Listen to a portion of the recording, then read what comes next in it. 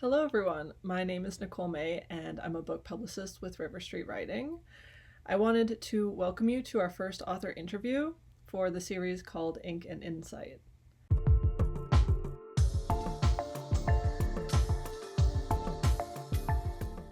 So, Laine, I'd love for you to introduce yourself and tell us about the book you wrote.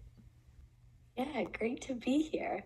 My name is Laine Halpern Zisman. I use she, her pronouns, and I am a fertility support practitioner, full spectrum doula, and adjunct assistant professor at the University of Victoria in the School of Public Health and Social Policy.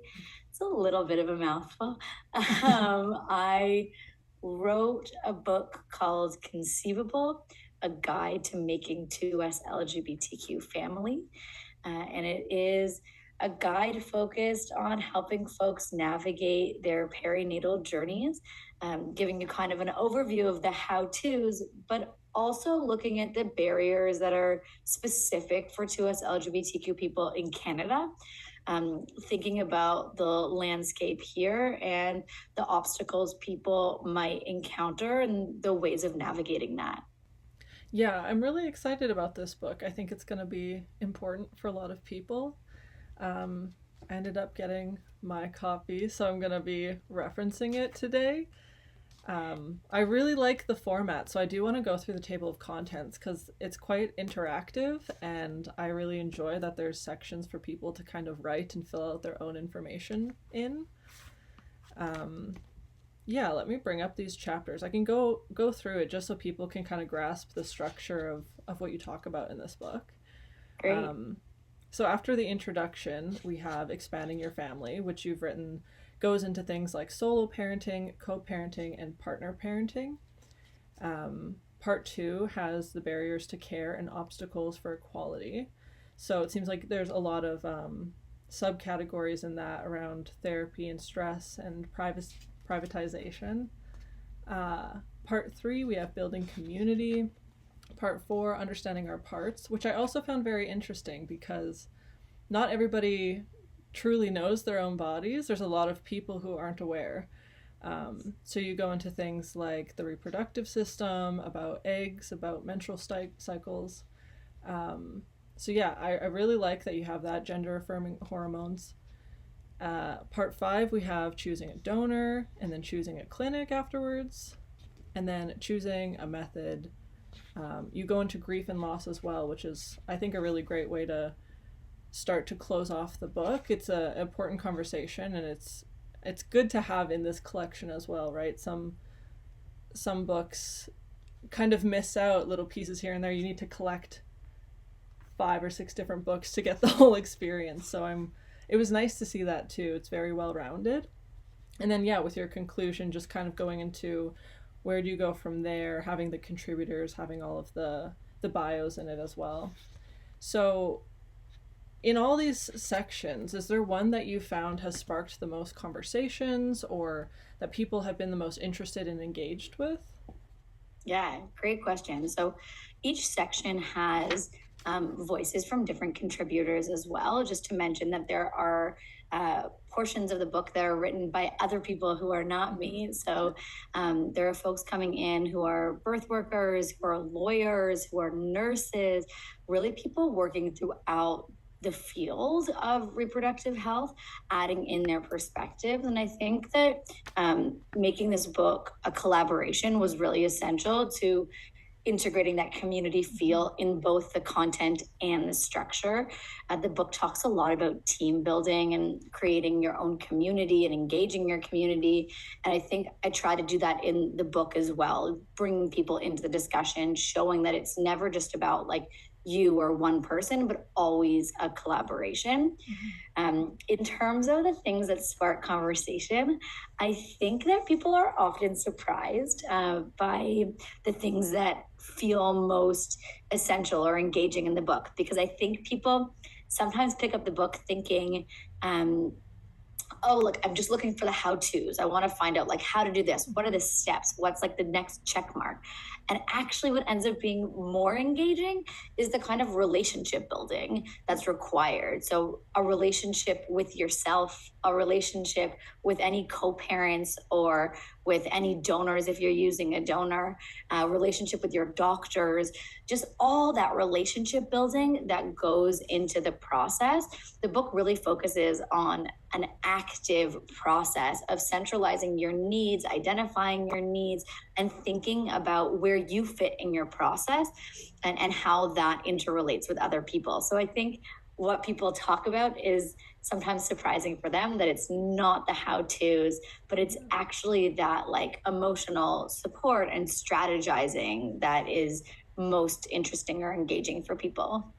Yeah, that makes sense. I can see people kind of approaching things like a how-to list, especially when, you're thinking of the very basics of what you're talking about. People will be like, okay, there's a 9 month time span if we're like naturally carrying, so we're gonna lay things out in order. And yeah, I think that is interesting. I can definitely see that coming up for readers.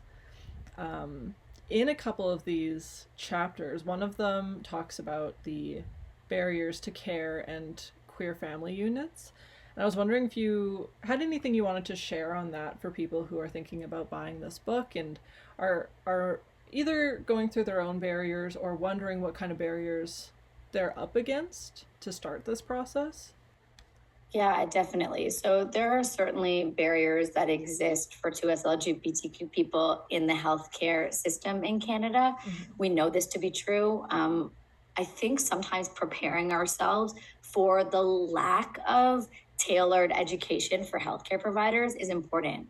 We go into this process thinking that all doctors and nurses will have information on gender affirming care, will have communication skills for coping and strategizing processes with different structures of families.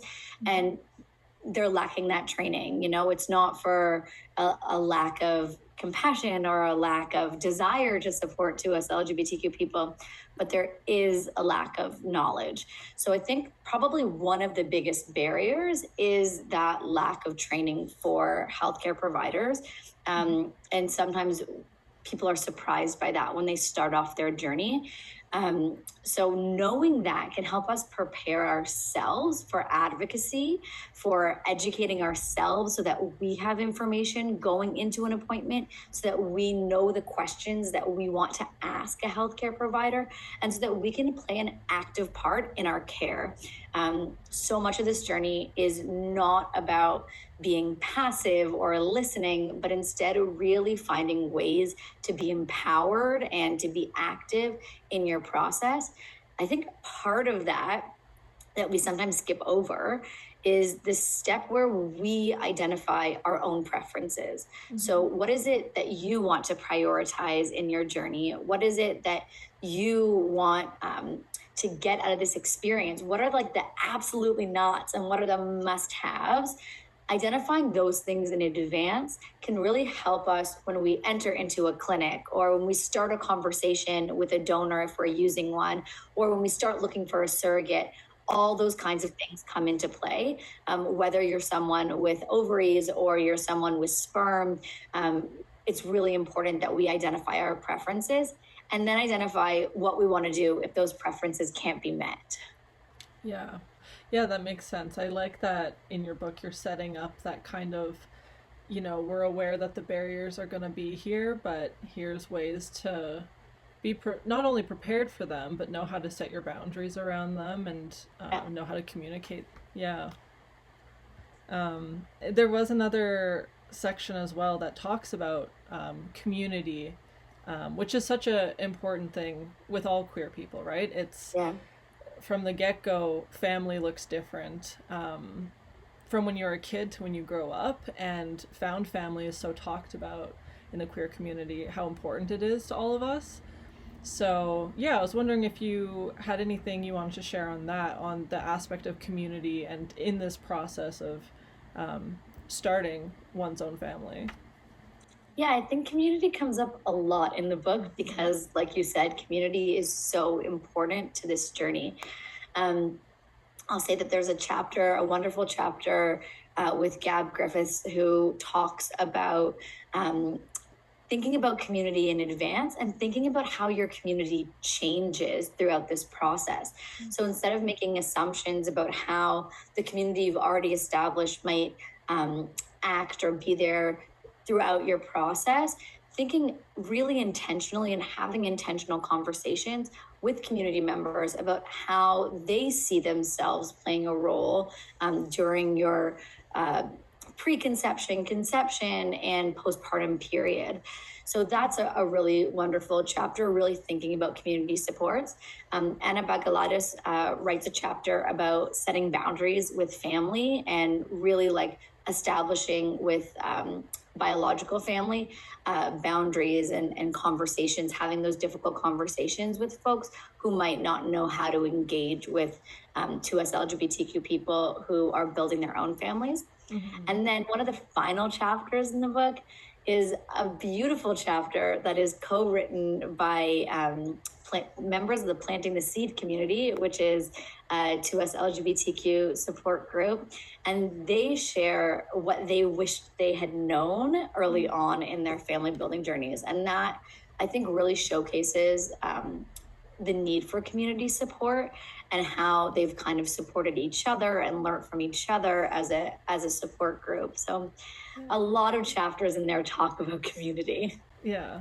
Yeah, and I think that's a great thing to come back to when you are discussing things like the barriers or the grief as well, right? It's something that is always such a great fallback to be held by community, to be reassured by it as well. Do you have any final points, important things to note for people who are either thinking about starting their family or are just beginning this process of looking into the books, looking into the media to start consuming?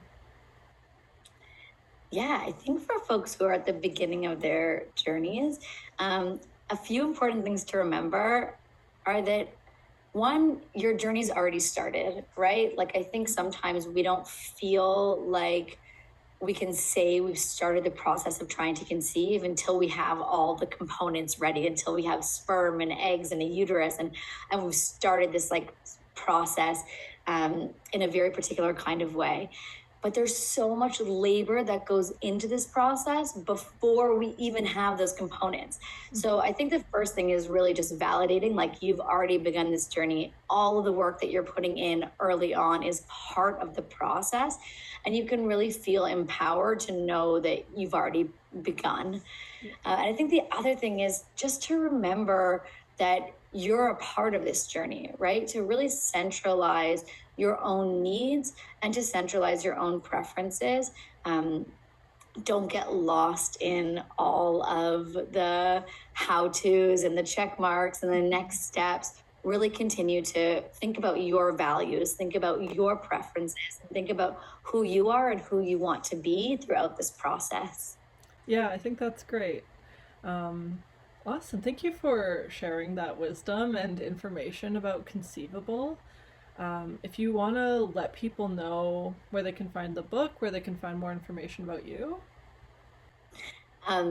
Yeah, you can find out more information about me and about the book on Instagram at Conceivable Families or on my website, conceivablefamilies.com. That sounds great. Well, thank you for joining Ink and Insight today. And then for all the viewers, we're going to be doing different author interviews every month. So to stay tuned for the next one. Bye. Amazing.